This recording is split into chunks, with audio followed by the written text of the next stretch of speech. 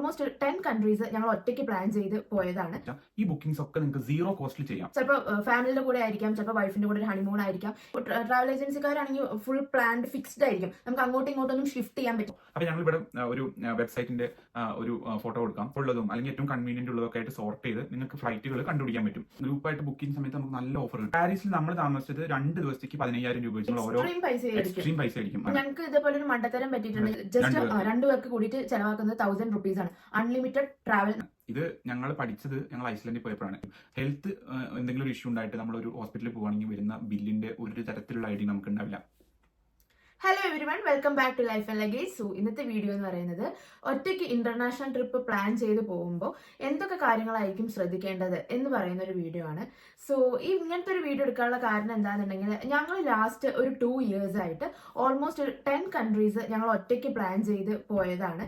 So ഞങ്ങൾക്ക് അങ്ങനെ travel ചെയ്തപ്പോൾ കിട്ടിയ കോൺഫിഡൻസും കാര്യങ്ങളുടെ ഒക്കെ ബേസിസിൽ ഞങ്ങൾക്ക് തോന്നി ഇന്നത്തെ കാലത്ത് ട്രാവൽ ചെയ്യാൻ ഇഷ്ടം പോലെ ആൾക്കാർക്ക് ആഗ്രഹവും കാര്യങ്ങളും ഉണ്ട്. അപ്പോൾ ഒരുവിധം പൈസയും കാര്യങ്ങളൊക്കെ ഉള്ള ആൾക്കാർ തന്നെ ആയിരിക്കാം, ബഡ്ജറ്റും കാര്യങ്ങളൊക്കെ ഓക്കെ ആയിരിക്കും. പക്ഷെ എന്തോ ഒരു പേടിയും ടെൻഷനൊക്കെ ഉണ്ടാവും പുതിയൊരു രാജ്യത്തേക്ക് പോകുമ്പോൾ. അവിടുത്തെ എങ്ങനെയായിരിക്കും, അവിടുത്തെ കൾച്ചർ എങ്ങനെയായിരിക്കും, അവിടുത്തെ ലോക്കൽ ട്രാൻസ്പോർട്ടേഷനും സ്റ്റേ, ഫുഡ് കാര്യങ്ങൾ ഇതൊക്കെ ഒറ്റയ്ക്ക് കൈകാര്യം ചെയ്യാനും ഒറ്റയ്ക്ക് പ്ലാൻ ചെയ്യാനും, ചിലപ്പോൾ ഫാമിലിയുടെ കൂടെ ആയിരിക്കാം, ചിലപ്പോൾ വൈഫിന്റെ കൂടെ ഒരു ഹണിമൂൺ ആയിരിക്കാം. അങ്ങനെയൊക്കെ പ്ലാൻ ചെയ്ത് പോകുമ്പോൾ നിങ്ങൾക്കൊരു ഒറ്റയ്ക്ക് റെസ്പോൺസിബിലിറ്റി എടുത്തു പോകാനുള്ള ഒരു ടെൻഷൻ, അതുകൊണ്ടായിരിക്കും പലരും ട്രാവൽ ഏജൻസിക്കാരെയും അപ്രോച്ച് ചെയ്യുന്നത്. അപ്പൊ ഇതൊന്നും അല്ലാതെ സ്വന്തമായി പ്ലാൻ ചെയ്ത് പോകാൻ എന്തൊക്കെ കാര്യങ്ങളാണ് ശ്രദ്ധിക്കേണ്ടത് എന്ന് നിങ്ങൾക്കൊരു ബേസിക് ഐഡിയ ഈ വീഡിയോ ലാസ്റ്റ് വരെ എത്തുമ്പോഴേക്കും കിട്ടുന്നുണ്ടാവും. അപ്പൊ നമുക്ക് വീഡിയോയിലോട്ട് കിടക്കാം. അതിന് മുമ്പ് ആദ്യമായിട്ടാണ് എന്റെ ചാനൽ കാണുന്നുണ്ടെങ്കിൽ നിങ്ങൾ സബ്സ്ക്രൈബ് ചെയ്യാൻ മറക്കരുത്. വീഡിയോ ലാസ്റ്റ് വരെ കണ്ടിട്ട് ഇഷ്ടപ്പെട്ട തീർച്ചയായും ലൈക്ക് ചെയ്യും, ഷെയർ ചെയ്യും വേണം. ഡൗട്ടോ കാര്യങ്ങൾ എന്തെങ്കിലും ഉണ്ടെങ്കിൽ ഈ വീഡിയോന്റെ താഴെ തന്നെ കമന്റ് സെക്ഷനിൽ ചോദിക്കുമ്പോൾ ഞങ്ങൾ എന്തായാലും റിപ്ലൈ അയക്കാവുന്നതാണ്. സോ നമുക്ക് വീഡിയോയിലോട്ട് കിടക്കാം. ഒരു 10 പോയിന്റ്സ് ആയിട്ടാണ് നമ്മൾ ഇതിനെ പറയുന്നത്. അപ്പൊ അതിൽ ഫസ്റ്റ് തന്നെ നമ്മുടെ എല്ലാ ട്രിപ്പുകളും തുടങ്ങുമ്പോൾ തന്നെ നമ്മുടെ മനസ്സിലുണ്ടാകുന്ന ഒരു സംഭവം ബഡ്ജറ്റ് ആയിരിക്കും. അപ്പൊ ബഡ്ജറ്റും ഫൈനാൻസിങ്ങും എങ്ങനെ ചെയ്യാം എന്നുള്ളതാണ് ഫസ്റ്റ് പോയിന്റ്. പിന്നെ അതേപോലെ തന്നെ ചൂസിങ് ദ റൈറ്റ് കൺട്രി. അപ്പോൾ ഏത് രാജ്യമാണ് നമുക്ക് പോകാൻ പറ്റുക, അങ്ങനത്തെ കാര്യങ്ങളായിരിക്കും അതിൽ ഡിസ്കസ് ചെയ്യുന്നത്. അതേപോലെ വിസ ആപ്ലിക്കേഷൻ. ഇപ്പോൾ പല രാജ്യത്തേക്കും ഇന്ത്യയിൽ നിന്ന് വിസ ഫ്രീ ആണ്, കാര്യങ്ങളൊക്കെ ഉണ്ട്. അപ്പോൾ എങ്ങനെയാണ് വിസ പ്രോസസ്സിങ് ചെയ്യേണ്ടത് എന്നുള്ളതാണ് തേർഡ് പോയിന്റ്. പിന്നെ ഫ്ലൈറ്റ് ബുക്ക് ചെയ്യുന്നത്, അതേപോലെ ആക്ടിവിറ്റീസ് ആൻഡ് അട്രാക്ഷൻസ് ബുക്ക് ചെയ്യുന്നത്, പിന്നെ വരുന്നത് സ്റ്റേ ആൻഡ് അക്കോമഡേഷൻ നമുക്ക് എങ്ങനെ ഈസി ആയിട്ട് ബുക്ക് ചെയ്യാം, അതേപോലെ കോസ്റ്റ് എഫക്റ്റീവ് ആയിട്ട് ബുക്ക് ചെയ്യാം, അങ്ങനെ ഒരു പോയിന്റ് ഉണ്ട്. അതേപോലെ അവിടുത്തെ ഫുഡും കൾച്ചറും അങ്ങനത്തെ സംഭവങ്ങൾ എങ്ങനെയാണ് നമ്മൾ മാനേജ് ചെയ്യാം. പിന്നെ സേഫ്റ്റി, അത് of course safety and emergency contacts, അങ്ങനെ അത് അവിടെ എങ്ങനെ മാനേജ് ചെയ്യാം. അതേപോലെ ഐഡന്റിഫൈങ് ദ എൻവറോൺമെന്റൽ പ്രോബ്ലംസ്, അത് ഓരോ രാജ്യത്തും ഡിഫറെന്റ് ആയിരിക്കും. അപ്പോൾ അതെങ്ങനെ നമുക്ക് നേരത്തെ മനസ്സിലാക്കി കാര്യങ്ങൾ ചെയ്യാം എന്നുള്ളത്. പിന്നെ വരുന്നത് last medical and health insurance, അതെങ്ങനെ കവർ ചെയ്യണം എന്നുള്ള അങ്ങനെ 10 പോയിന്റിലാണ് ഈ കാര്യങ്ങൾ നമ്മൾ എക്സ്പ്ലെയിൻ ചെയ്യുന്നത്. അപ്പൊ ഈ 10 പോയിന്റ്സും നമ്മൾ എഴുതിയെടുക്കാൻ കാരണം ഇപ്പൊ നേരത്തെ പറഞ്ഞ പോലെ നമുക്ക് ഈ ലാസ്റ്റ് 10 കൺട്രീസ് വിസിറ്റ് ചെയ്തതെന്നാണ് നമുക്ക് പല കാര്യങ്ങളും മനസ്സിലായത്. അപ്പൊ അത് വെച്ചിട്ടാണ് ഈ പോയിന്റ്സ് ഇവിടെ ഡിസ്കസ് ചെയ്യാൻ വിചാരിക്കുന്നത്. സോ ഫസ്റ്റ് തന്നെ നമ്മൾ ഫൈനാൻസ് ആൻഡ് ബഡ്ജറ്റിങ്ങിനെ കുറിച്ചിട്ടാണ് സംസാരിക്കുന്നത്. സോ ഇതില് മെയിൻ ആയിട്ട് എന്താണെന്നുണ്ടെങ്കിൽ ഓരോരുത്തരുടെ കയ്യിലും ഓരോ ബഡ്ജറ്റ് ആയിരിക്കും ഒരു ട്രിപ്പ് പോകാൻ ഉണ്ടാവുക. അപ്പോൾ കുറച്ച് ബഡ്ജറ്റിലാണ് നിങ്ങൾക്ക് ഇപ്പോൾ ട്രാവൽ ചെയ്യാൻ ഉദ്ദേശിക്കുന്നതെന്നുണ്ടെങ്കിൽ ഇന്ത്യയുമായിട്ട് അടുത്ത് കിടക്കുന്ന നിയറസ്റ്റ് കൺട്രീസിലേക്ക് തായ്ലൻഡ്, മലേഷ്യ, മാൽദീവ്സ് ഇങ്ങനത്തെ ഏഷ്യൻ കൺട്രീസ് ചൂസ് ചെയ്യായിരിക്കും നല്ലത്. അതല്ല നിങ്ങൾക്ക് ബഡ്ജറ്റ് ഫ്രണ്ട്ലി അങ്ങനെയൊന്നും ഇല്ല, നിങ്ങൾക്ക് ഓക്കെയാണ്, നിങ്ങൾ ട്രാവലിന് വേണ്ടി സ്പെൻഡ് ചെയ്യാൻ ഓക്കെ ആയിട്ടുള്ള ആൾക്കാരാണെന്നുണ്ടെങ്കിൽ നിങ്ങൾക്ക് UK, യൂറോപ്പ് അല്ലെങ്കിൽ അമേരിക്ക അങ്ങനെ ഇഷ്ടമുള്ള കൺട്രീസ് ഏതാണെന്നുണ്ടെങ്കിലും ചൂസ് ചെയ്യാം. അപ്പൊ നിങ്ങളുടെ കയ്യിലുള്ള ബഡ്ജറ്റിനനുസരിച്ച് നിങ്ങളുടെ കൂടെ വരുന്ന ഫാമിലി ആയിക്കോട്ടെ, ഫ്രണ്ട്സ് ആയിക്കോട്ടെ, എല്ലാവർക്കും പെർ ഹെഡ് എത്ര പൈസ ഈ ട്രിപ്പിന് ഓൾ അറൌണ്ട് ചെലവാക്കാൻ പറ്റും എന്ന് നിങ്ങൾ ആദ്യം തന്നെ ഒരു മനസ്സിലാക്കണം. അതിൽ മനസ്സിലാക്കേണ്ട വേറൊരു കാര്യം എന്താണെന്ന് വെച്ച് കഴിഞ്ഞാൽ ഇപ്പൊ നമുക്കൊരു ബേസിക് അണ്ടർസ്റ്റാൻഡിങ് വേണമല്ലോ. ഇപ്പൊ നിങ്ങളൊരു ഏജൻസിനെ നിങ്ങൾ നേരിട്ട് പോയി കാണുന്നെങ്കിൽ അവർ നിങ്ങളോട് പറയും ഇപ്പൊ തായ്ലൻഡ് പോകാനാണെങ്കിൽ നിങ്ങൾക്ക് ഒരു 1 ലക്ഷം രൂപയാണ് പെർ ഹെഡ് ആവുന്നത് എന്ന് അവരൊരു കണക്ക് പറയും. ഇപ്പൊ നമ്മളായിട്ടാണ് പ്ലാൻ ചെയ്യുന്നതെങ്കിൽ നമുക്കൊരു ഐഡിയ ഉണ്ടാവില്ല. അപ്പൊ അതെങ്ങനെ ഉണ്ടാക്കിയെടുക്കാം, എങ്ങനെ നമുക്കൊരു ബഡ്ജറ്റ് ഫിക്സ് ചെയ്യാം എന്നുള്ളതും കൂടെ നമ്മൾ ശ്രദ്ധിക്കണം. അതായത് ഇപ്പൊ ഈ പറഞ്ഞ 10 പോയിന്റ്സ് ഉണ്ടല്ലോ, ഇപ്പൊ നമ്മൾ ബാക്കിയുള്ള 10 പോയിന്റ്സ് പറയുമ്പോൾ തന്നെ നിങ്ങൾക്ക് ഒരു രാജ്യത്തേക്ക് പോകാൻ ഇത് ഇത്ര തന്നെ ആയിരിക്കും, ഓരോന്നിനും സ്പെൻഡ് ആവുന്നത് ഇന്ന എമൗണ്ട് ആയിരിക്കും എന്നുള്ള ടോട്ടൽ കാൽക്കുലേഷൻ നിങ്ങൾക്ക് കിട്ടും. അപ്പൊ നിങ്ങൾക്ക് തായ്ലൻഡ് പോകാൻ നിങ്ങൾ പ്ലാൻ ചെയ്തപ്പോൾ ഒരാൾക്ക് വന്ന എമൗണ്ട് എന്ന് പറയുന്നത് ഫോർ എക്സാമ്പിൾ 60,000 റുപ്പീസ് ആണെങ്കിൽ നിങ്ങൾ അതിന്റെ കൂടെ എക്സ്ട്രാ ഒരു 15,000 കൂടെ നിങ്ങൾ കരുതണം. കാരണം ട്രിപ്പ് പോയി വരുമ്പോഴേക്കും അവിടുത്തെ ഉള്ള വില എക്സ്ട്രാ എക്സ്പെൻസസോ അല്ലെങ്കിൽ നിങ്ങളുടെ കണക്കൂട്ടലിൽ നിന്ന് തെറ്റി കുറച്ച് എക്സ്ട്രാ ആയെങ്കിൽ അങ്ങനെ ഒരു 15,000 റുപ്പീസ് നിങ്ങളൊരു അങ്ങോട്ടും ഇങ്ങോട്ടും ഒരു ഇതിൽ വെക്കണം. 10% എക്സ്ട്രാ അല്ലെങ്കിൽ 15% ഓഫ് മണി എപ്പോഴും എക്സ്ട്രാ കയ്യിൽ കരുതാൻ ശ്രമിക്കുക. എന്തെങ്കിലും ഒരു കാരണവശാൽ നമുക്ക് പൈസ ആവശ്യം വന്നാൽ അവിടെ അത് യൂസ് ചെയ്യാൻ പറ്റും. അപ്പോൾ ഇങ്ങനെ ഈ പറഞ്ഞ പോലെ നിങ്ങൾ ആദ്യമേ ഒരു ബഡ്ജറ്റ് ക്രിയേറ്റ് ചെയ്യണം. അതായത് നിങ്ങൾക്ക് എന്തൊക്കെ ചെലവ് വരും, എന്തൊക്കെ രീതിയിൽ ഫ്ലൈറ്റ് ബുക്ക് ചെയ്യാൻ എത്ര വരും, അങ്ങനെയൊക്കെ വെച്ചിട്ട് ഒരു ബഡ്ജറ്റ് നിങ്ങൾ ഉണ്ടാക്കി വെച്ചിട്ട് ഈ ട്രിപ്പ് എവിടേക്കാണെങ്കിലും നിങ്ങൾ സ്റ്റാർട്ട് ചെയ്യാൻ പാടുള്ളൂ. പൊതുവെ ഇങ്ങനത്തെ ഒരു റെസ്പോൺസിബിലിറ്റി ഏറ്റെടുക്കാൻ പറ്റാത്തതുകൊണ്ടാണ് മോസ്റ്റ്ലി എല്ലാവരും ട്രാവൽ ഏജൻസിക്കാരെ ഏൽപ്പിക്കുന്നത്. അപ്പോൾ ഒരു പരിധി വരെ പ്രോപ്പർ ആയിട്ടൊരു വെക്കേഷനിൽ ഇങ്ങനെ ഒരു ട്രാവൽ ഏജൻസി ഏൽപ്പിച്ചാൽ നിങ്ങൾക്ക് പിന്നെ ഒന്നും അറിയേണ്ട ആവശ്യമില്ല. നിങ്ങൾക്ക് സ്റ്റേ ഓൾറെഡി ഒക്കെ ആയിരിക്കും, ക്യാബ് വരും. പക്ഷെ ആ സിറ്റിയെ കംപ്ലീറ്റ് ആയി മനസ്സിലാക്കാനും പിന്നീട് ഒരാൾ നിങ്ങൾ ആ രാജ്യത്തിൽ പോയിട്ട് അവിടുത്തെ ലോക്കൽ ട്രാൻസ്പോർട്ട്, അവിടുത്തെ ഒരു ലോക്കൽ സെറ്റപ്പ് എങ്ങനെയാണെന്ന് നിങ്ങളോട് ചോദിച്ചു കഴിഞ്ഞാൽ നിങ്ങൾക്ക് അത് കമ്മ്യൂണിക്കേറ്റ് ചെയ്യാനുള്ള ഒരു പറ്റണമെങ്കിൽ നിങ്ങളായി പ്ലാൻ ചെയ്ത് നിങ്ങൾ അവിടെ പോയി നിങ്ങൾ സ്വന്തമായി എക്സ്പ്ലോർ ചെയ്താലേ അതിന് സാധിക്കും. അതേപോലെ തന്നെ ഉള്ള ഒരു പ്രധാനപ്പെട്ട പോയിന്റ് ആണ്, ഇപ്പൊ നിങ്ങളായിട്ടാണ് ഒരു ട്രിപ്പ് പ്ലാൻ ചെയ്യുന്നതെങ്കിൽ നിങ്ങൾക്ക് അതിന്റെ ഫുൾ കൺട്രോൾ ഉണ്ട് ആ ട്രിപ്പിന്റെ. അതെ, നമ്മള് ഇപ്പൊ ട്രാവൽ ഏജൻസിക്കാരാണെങ്കിൽ ഫുൾ പ്ലാൻഡ് ഫിക്സ്ഡ് ആയിരിക്കും. നമുക്ക് അങ്ങോട്ടും ഇങ്ങോട്ടൊന്നും ഷിഫ്റ്റ് ചെയ്യാൻ പറ്റില്ല നമ്മുടെ പ്ലാനിങ്. ഇപ്പൊ ഇന്ന് നമ്മൾ കുറച്ച് ടയേർഡ് ആണ്, ഇന്ന് നമുക്ക് എവിടേക്കും നമ്മൾ ഇന്ന് ഷെഡ്യൂൾ ചെയ്ത പോലെ ഇന്ന് നമുക്ക് പ്ലാൻ ചെയ്ത പോലെ പോകണ്ടെന്നുണ്ടെങ്കിൽ അങ്ങനെ നമുക്കൊന്നും ചേഞ്ച് ആക്കാൻ പറ്റില്ല. പക്ഷെ നമ്മൾ സ്വന്തമായി പ്ലാൻ ചെയ്ത് പോകുന്ന കാര്യങ്ങൾ എങ്ങനെ വേണമെങ്കിലും നമുക്ക് അങ്ങോട്ടും ഇങ്ങോട്ടും ഷിഫ്റ്റ് ചെയ്യാൻ പറ്റുന്നതായിരിക്കും. അതിന്റെ ഒരു മെയിൻ എക്സാമ്പിൾ ആണ്, ഇപ്പൊ നമ്മൾ ഒരു ദിവസം വന്നു റൂമിലെത്തിയത് വളരെ ലേറ്റ് ആയിട്ടാണ്. ഇപ്പൊ നമുക്ക് നാളെ രാവിലെ പോവാൻ എണീക്കാൻ വയ്യ, അല്ലെങ്കിൽ നമുക്ക് എന്തെങ്കിലും വയ്യ, തലവേദന കാര്യങ്ങളൊക്കെ വന്നു, നമുക്ക് അന്ന് രാവിലെ എണീക്കാൻ വയ്യെങ്കിൽ if you are the planner then it's fine. നിങ്ങൾക്ക് ആ ഒരു ആക്ടിവിറ്റി മാറ്റി റീഷെഡ്യൂൾ ചെയ്യുക, എന്ത് വേണമെങ്കിൽ നിങ്ങളുടെ total control in your hand. അപ്പോൾ റെസ്പോൺസിബിലിറ്റി എടുക്കുന്നതിന് ഒരുപാട് ബെനിഫിറ്റ്സ് ഉണ്ട്. സോ അപ്പൊ നിങ്ങൾ ഈ പറഞ്ഞ പോലെ ഇപ്പൊ ഞങ്ങൾ തായ്ലൻഡ് പോലത്തെ ഒരു കൺട്രീനെ എക്സാമ്പിൾ ആക്കി എടുത്താൽ നിങ്ങൾ അതൊരു ട്രാവൽ ഏജൻസിക്കാരെ വെക്കുമ്പോൾ നിങ്ങൾക്ക് പെർ ഹെഡ് ആവുന്നത് ഒരു 1 lakh ആണെങ്കിൽ നിങ്ങൾ സ്വന്തമായി പ്ലാൻ ചെയ്ത് പോയി വരുമ്പോൾ അത് നിങ്ങൾക്ക് എന്തായാലും ഒരു 60,000 നിൽക്കും. അപ്പൊ ഇവര് റിമൈനിങ് ഈ 40,000 അത് അവരുടെ ലാഭമാണ്. ആസ് എ ബഡ്ജറ്റ് ഫ്രണ്ട്ലി ട്രിപ്പാണ് നിങ്ങൾ പ്ലാൻ ചെയ്യുന്നതെങ്കിൽ നിങ്ങൾക്ക് അറൌണ്ട് ഒരു 70% ഓഫ് പൈസക്ക്, ഇപ്പൊ 1 lakh ആണ് ഒരു ഏജൻസി പറയുന്നെങ്കിൽ നിങ്ങൾക്ക് തന്നെ പ്ലാൻ ചെയ്യുമ്പോൾ അതൊരു 70,000 100% നിങ്ങൾക്ക് പോകാൻ പറ്റും. കാരണം ഞങ്ങളത് ഒരുപാട് എക്സ്പ്ലോർ ചെയ്തിട്ടുള്ളതാണ്. ഞങ്ങൾ ആദ്യം ഇതേപോലെ പ്ലാനുകളും കാര്യങ്ങളൊക്കെ നോക്കിയിരുന്നു ഞങ്ങളുടെ ഫസ്റ്റ് ഹണിമൂൺ ട്രിപ്പിന് പോകുന്ന സമയത്ത്. അപ്പോൾ ആ പ്ലാനിൽ നിന്നും ഞങ്ങൾക്ക് കിട്ടിയ കൊട്ടേഷനിൽ നിന്നും ഏകദേശം ഒരു 30% ലെസ് ദാൻ ആയിട്ടാണ് നമ്മൾ പോയത്.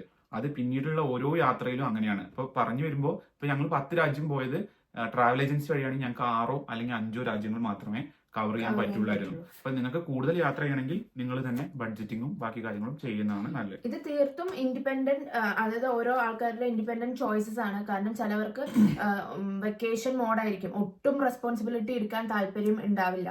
അങ്ങനെയാണെങ്കിൽ അവർ ട്രാവൽ ഏജൻസിക്കാരെ അപ്രോച്ച് ചെയ്യുന്നതാണ് നല്ലത്. അതല്ലെങ്കിൽ ഫൈനാൻസ്, ഒരു പ്ലാനിങ് ഇത്രേന്റെ ഉള്ളിൽ നിർത്തണം, ഇത്ര രാജ്യങ്ങൾ കവർ ചെയ്യണം, അങ്ങനെയൊക്കെ ഒരു കണക്കുകൂട്ടലും ഉള്ള ഒരാളാണെന്നുണ്ടെങ്കിൽ സ്വന്തമായി പ്ലാൻ ചെയ്യുന്നതായിരിക്കും ഏറ്റവും നല്ലത്. സോ അതാണ് ഫസ്റ്റ് പോയിന്റിൽ ഞങ്ങൾ ഉദ്ദേശിക്കുന്നത്. And second one, choosing the country. So അതും ഈ ഫസ്റ്റ് വൺ പറഞ്ഞ പോലെ തന്നെയാണ്. നിങ്ങൾക്ക് എത്രയാണ് നിങ്ങളുടെ കയ്യിലുള്ള ബഡ്ജറ്റ്, അതിനനുസരിച്ചിട്ടുള്ള ഒരു രാജ്യം ചൂസ് ചെയ്യുക. ഒന്നത് നമ്മുടെ ബഡ്ജറ്റിനനുസരിച്ചിട്ടുള്ള രാജ്യം നമ്മൾ കണ്ടുപിടിക്കുക എന്നുള്ള റെസ്പോൺസിബിലിറ്റി ആണ്.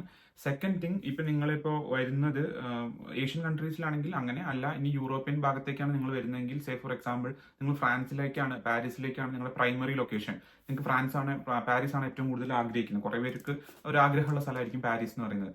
അപ്പോൾ നാട്ടിൽ നിന്ന് ഇങ്ങോട്ട് വരുന്ന സമയത്തേക്ക് നമ്മൾ ഫ്ലൈറ്റ് ടിക്കറ്റ് മാത്രമായിരിക്കും നമ്മുടെ ഒരു വലിയൊരു എമൗണ്ട് ആയിരിക്കും അത്. അപ്പോൾ ഈ ഫ്ലൈറ്റ് ടിക്കറ്റിൽ തന്നെ നമുക്ക് വേറെ ഒരു കൺട്രി കൂടെ ഉൾപ്പെടുത്താൻ പറ്റുമോ എന്നുള്ള കാര്യങ്ങളാണ് ഈ ചൂസിങ് ദ റൈറ്റ് കൺട്രീസ് എന്ന് ഉദ്ദേശിക്കുന്നത്. അപ്പോൾ പാരീസ് ആണെങ്കിൽ നിങ്ങൾക്ക് അതിന്റെ കൂടെ തന്നെ പോകാൻ പറ്റുന്ന രാജ്യങ്ങൾ ഐഡന്റിഫൈ ചെയ്യുക. ഇവിടുത്തെ കേസിൽ ഇപ്പോൾ ബെൽജിയം അല്ലെങ്കിൽ ആംസ്റ്റർഡാം, അതായത് നെതർലാൻഡ്സ്, അപ്പോൾ ഇങ്ങനത്തെ കൺട്രീസ് ഒക്കെ നിങ്ങൾക്ക് ഇതിന്റെ കൂടെ നിസാരമായ ചെലവിൽ, അതായത് travel expense from one country to another എന്ന് പറയുന്നത് വളരെ കുറവാണ് യൂറോപ്പിൽ. നിങ്ങൾക്ക് ഒരു 5,000-6,000 രൂപയ്ക്കൊക്കെ ട്രെയിൻ ടിക്കറ്റ് കിട്ടും ഒരു കൺട്രിയിൽ നിന്ന് അടുത്ത കൺട്രിക്ക് പോകാൻ.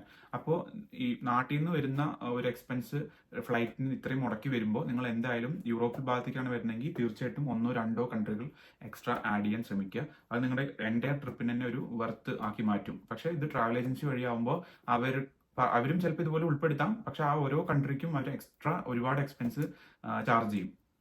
സോ അങ്ങനെയാണ് നമ്മൾ ചൂസിങ് ദ കൺട്രി കാര്യങ്ങൾ പറയുന്നത്. അപ്പോൾ എൻ്റെ ഒരു പേഴ്സണൽ അഭിപ്രായ പ്രകാരം നിങ്ങൾ ആദ്യമായിട്ടാണ് അങ്ങനെ ഒരു ട്രിപ്പ് പ്ലാൻ ചെയ്യുന്നത്, ഇന്റർനാഷണൽ ട്രിപ്പ് പ്ലാൻ ചെയ്യുന്നതെന്നുണ്ടെങ്കിൽ ഇന്ത്യയുമായി അടുത്ത് കിടക്കുന്ന രാജ്യത്തിൽ പോകുന്നത് തന്നെയായിരിക്കും ഏറ്റവും ഉചിതമായിട്ടുള്ള തീരുമാനം. അതിനുശേഷം നമുക്ക് കുറേശ്ശെ ദൂരെ കിടക്കുന്ന രാജ്യങ്ങളെ എക്സ്പ്ലോർ ചെയ്യുന്നതായിരിക്കും നല്ലത്. സോ മൂന്നാമത്തെ കാര്യം ഇനി വിസ ആപ്ലിക്കേഷന്റെ കാര്യങ്ങളാണ്. അത് വിസ ആപ്ലിക്കേഷൻ എന്ന് പറയുന്നത് ഇപ്പൊ നിങ്ങൾക്ക് തന്നെ അറിയുന്നുണ്ടാവും, ഇന്ത്യയിൽ നിന്ന് പല രാജ്യങ്ങളിലേക്ക് ഇപ്പൊ വിസ ഫ്രീ ആണ്. ഇപ്പൊ റീസെന്റ് വളരെ ന്യൂസുകൾ ഒരുപാട് വന്നിരുന്നു.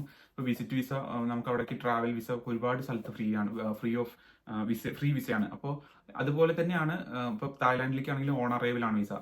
തായ്ലാന്റിലേക്ക് ഇപ്പൊ റീസെന്റ് ചേഞ്ചസ് വന്നിരുന്നു, നിങ്ങൾക്ക് വിസ ഫ്രീ ആക്കും എന്നുള്ള രീതിയിലൊക്കെ. അപ്പോൾ അത് അങ്ങനത്തെ രാജ്യങ്ങളാണെങ്കിൽ നിങ്ങൾക്ക് ഒരു ടെൻഷനും ഇല്ല, it's free, like you can go as you go, അത്രേ ഉള്ളൂ.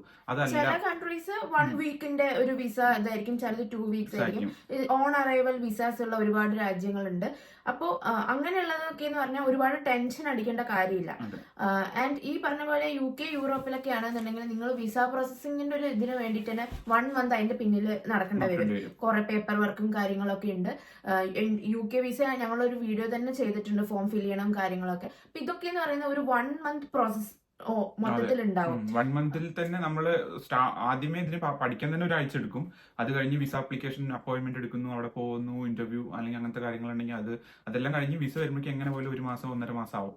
അപ്പൊ അതൊക്കെ ആണെങ്കിൽ നിങ്ങൾ നേരത്തെ പ്ലാൻ ചെയ്ത് തുടങ്ങണം. സോ ഈ വിസ ആപ്ലിക്കേഷൻ എന്ന് പറയുന്ന ഒരു പ്രോസസ്സ് നിങ്ങൾക്ക് ആദ്യം തന്നെ ഭയങ്കര കോംപ്ലിക്കേറ്റഡ് ഒന്നായി കിടക്കണ്ടെന്നുണ്ടെങ്കിൽ ഈ പറഞ്ഞ പോലെ ഏഷ്യൻ കൺട്രീസ് തന്നെ ചൂസ് ചെയ്യുക. ഓൺ അറൈവൽ വിസ കിട്ടുന്നത് അല്ലെങ്കിൽ വിസ ഫ്രീ കൺട്രീസ് എങ്ങനെയൊക്കെ ചൂസ് ചെയ്താൽ കുറച്ചും കൂടെ എളുപ്പമായിരിക്കും. ആൻഡ് നെക്സ്റ്റ് തിങ് എന്ന് പറയുന്നത് ഇനി ഫ്ലൈറ്റ് ബുക്കിംഗ്സ് ആണ്. സോ ഇപ്പൊ നിങ്ങൾ കൺട്രി ചൂസ് ചെയ്തു, വിസ എങ്ങനെയാണ്, ആ ഒരു പെർട്ടിക്കുലർ കൺട്രി നിങ്ങൾ പോകുന്നിടത്ത് വിസ എങ്ങനെയാണെന്നുള്ള ഒരു ഐഡിയ വെച്ചു. ഇനി ചില കൺട്രീസിൽ ട്രാവൽ ചെയ്യുമ്പോൾ ഓൾറെഡി ഫ്ലൈറ്റ് ബുക്കിംഗ്സ് അതിന്റെ കൂടെ കീപ്പ് ചെയ്യണമെന്നുണ്ട്. അത് എസ്പെഷ്യലി ഷെങ്കൻ ഏരിയയിലാണ്, വേറെ എവിടെയും ഞാനത് അങ്ങനെ കേട്ടിട്ടില്ല. സോ ഏഷ്യൻ കൺട്രീസിലാണെന്നുണ്ടെങ്കിൽ നമ്മൾ വിസയൊക്കെ കിട്ടിയതിന് ശേഷം ചിലപ്പോൾ നമ്മൾ ഫ്ലൈറ്റും കാര്യങ്ങളൊക്കെ ബുക്ക് ചെയ്താൽ മതി. സോ ഫ്ലൈറ്റ് ബുക്കിംഗ്സിൽ പ്രധാനമായിട്ടും ഇപ്പം പറഞ്ഞ പോലെ തന്നെ ചില വിസ ആപ്ലിക്കേഷൻ ഫോമിൽ നമ്മൾ ഫ്ലൈറ്റ് ഡീറ്റെയിൽസും കൂടെ കൊടുത്താൽ മാത്രമേ, അപ്പ് ആൻഡ് ഡൗൺ കൊടുത്താൽ മാത്രമേ അവർ അപ്രൂവൽ പ്രോപ്പറായിട്ട് ചെയ്യുള്ളൂ. അത് പ്രത്യേകിച്ചും യൂറോപ്യൻ ഭാഗത്തുള്ളതിലും UK ഭാഗത്തുള്ള ടൂറിസ്റ്റ് വിസകളിലേക്കാണ് അങ്ങനത്തെ ഒരു പ്രോസസ്സ് ഉള്ളത്. ഫ്ലൈറ്റ് ബുക്ക് ചെയ്യേണ്ട കാര്യം എങ്ങനെയാണെന്ന് വെച്ച് കഴിഞ്ഞാൽ നിങ്ങൾക്ക് പലർക്കും ഇപ്പോഴും കൺഫ്യൂഷൻ, കുറെ പേർക്ക് അറിയുന്നുണ്ടാവും, പക്ഷെ പലർക്കും ഇപ്പോഴും കൺഫ്യൂഷൻ ഉണ്ടാവും. എങ്ങനെയാണ് നമുക്ക് ഏറ്റവും ചീപ്പായിട്ടുള്ള അല്ലെങ്കിൽ ഏറ്റവും കൺവീനിയന്റ് ആയിട്ടുള്ള ഒരു ഫ്ലൈറ്റ് എങ്ങനെ നമുക്ക് കണ്ടുപിടിക്കാം? ഫ്രം എ ഡെസ്റ്റിനേഷൻ നമുക്കിപ്പോൾ പോകണം, പിന്നെ തിരിച്ച് ഇങ്ങോട്ട് വരണം. അപ്പൊ ഇതൊക്കെ എങ്ങനെയാണ് ചെയ്യേണ്ടതെന്ന് നമുക്ക് പലർക്കും കൺഫ്യൂഷൻ ഉണ്ടാവും. അപ്പൊ ഞങ്ങൾ ഇവിടെ ഒരു വെബ്സൈറ്റിന്റെ ഒരു ഫോട്ടോ കൊടുക്കാം. അപ്പൊ ഈ സ്കൈ സ്കാനർ എന്ന് പറയുന്നത് ഒരു സ്കൈ സ്കാനർ മാത്രമല്ല, ഗോയബിബോ, അങ്ങനെ പല വെബ്സൈറ്റുകളുണ്ട്, ചീപ്പ് ഫ്ലൈറ്റ്സ്, അങ്ങനെ ഒരുപാട് സൈറ്റുകളുണ്ട്. ഇപ്പൊ ഇവരെന്താ ചെയ്യുന്നത് വെച്ചാൽ പല ഓപ്പറേറ്റർമാരുടെയും ഫ്ലൈറ്റ്സിന്റെ റേറ്റ്സ് കമ്പയർ ചെയ്ത് നിങ്ങൾക്ക് ഏറ്റവും കുറവുള്ളതും അല്ലെങ്കിൽ ഏറ്റവും കൺവീനിയന്റ് ഉള്ളതും ഒക്കെ ആയിട്ട് സോർട്ട് ചെയ്ത് നിങ്ങൾക്ക് ഫ്ലൈറ്റുകൾ കണ്ടുപിടിക്കാൻ പറ്റും. ഫോർ എക്സാമ്പിൾ, നിങ്ങൾക്ക് ഇപ്പോൾ പോകേണ്ടത് ദുബായിലാണ്. ഇപ്പൊ നിങ്ങൾ കൊച്ചിയിൽ നിന്നാണ് പോകുന്നതെങ്കിൽ കൊച്ചി എന്നുള്ളതൊരു സ്റ്റാർട്ടിംഗ് പോയിന്റും ഡെസ്റ്റിനേഷൻ ദുബായും കൊടുക്കുക. നിങ്ങൾ ഏത് ദിവസമാണ് പോകുന്നത്, തിരിച്ചു വരുന്നത് എന്നാണ്, ഈ കാര്യങ്ങൾ കൊടുത്തതിന് ശേഷം നിങ്ങൾ സെർച്ച് ചെയ്ത് കഴിഞ്ഞാൽ നിങ്ങൾക്ക് അവിടെ ലിസ്റ്റ് ഓഫ് ഫ്ലൈറ്റ്സ് കാണിക്കും. അതിൽ ഏതൊക്കെ ഫ്ലൈറ്റ്സ് ആണ്, എത്രയൊക്കെ സമയത്താണ് പോകുന്നത്, എത്രയാണ് ഇതിന്റെ പൈസ, അങ്ങനത്തെ എല്ലാ ഡീറ്റെയിൽസും അവിടെ കാണിക്കും. എന്നിട്ട് നിങ്ങൾക്ക് ഇതിൽ ഏറ്റവും ചീപ്പസ്റ്റ് ആയിട്ടുള്ളതാണെങ്കിൽ അങ്ങനെ, അല്ല ഏറ്റവും കൺവീനിയന്റ് ആൻഡ് ഫാസ്റ്റർ ആയിട്ട് എത്തുന്നതാണെങ്കിൽ അങ്ങനെ, അത് ഏത് വേണമെങ്കിലും നിങ്ങൾക്ക് ചൂസ് ചെയ്യാൻ പറ്റും.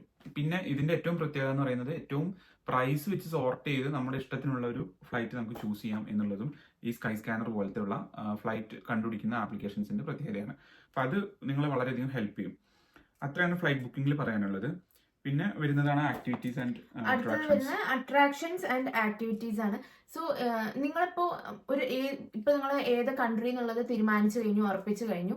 അപ്പോൾ അവിടേക്ക് പോകുന്നതിന് മുമ്പ് നിങ്ങൾ തീർച്ചയായും മുമ്പ് ആരെങ്കിലും പോയിട്ടുള്ള യൂട്യൂബ് വ്ളോഗ്സോ ഇൻസ്റ്റഗ്രാം വീഡിയോസോ കാര്യങ്ങളൊക്കെ കണ്ടിരിക്കുക. അപ്പൊ നിങ്ങൾക്ക് ഒരു ബേസിക് ഐഡിയ കിട്ടും അവിടെയുള്ള എന്തൊക്കെയാണ് അവിടുത്തെ മെയിൻ അട്രാക്ഷൻസ്, നിങ്ങൾക്ക് ചെയ്യാൻ പറ്റുന്ന ആക്ടിവിറ്റീസ് എന്തൊക്കെയായിരിക്കും, അങ്ങനെയൊക്കെയുള്ളൊരു പ്രോപ്പർ ആയിട്ടുള്ള ഒരു ഐഡിയ കീപ്പ് ചെയ്യുക. അപ്പൊ നിങ്ങൾ നേരത്തെ തന്നെ ഒരു ഡ്യൂറേഷൻ വെച്ചിട്ടുണ്ടാവും, ഒരു 4 days ട്രിപ്പ് ആയിരിക്കാം, 5 days ട്രിപ്പ് ആയിരിക്കാം.